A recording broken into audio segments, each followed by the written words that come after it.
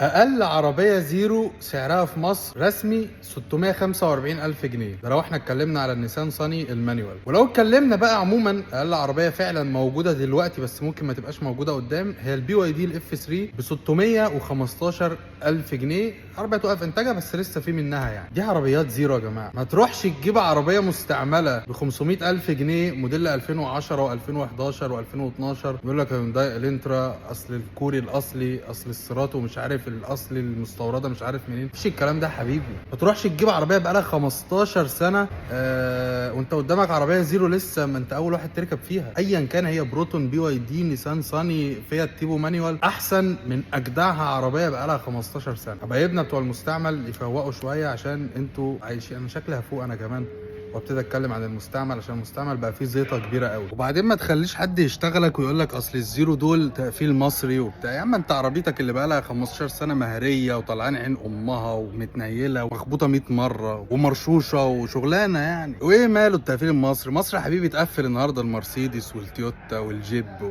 ماله المصري يعني؟ اعمل زي ماله المصري. مش احسن من عربيتك اللي بقى لها 20 سنه مهريه في الشارع؟ المستعمل عايز له ظابطه. وبلاش تروح تشتري الحاجات دي بالاسعار دي. ممكن تشتريها عادي بس باسعار اقل من كده. اوعى تشتري الحاجات دي بالاسعار اللي انت بتشوفها على النت دي. ايا كان نوع العربيه الزيرو احسن لك بكتير. تريح دماغ.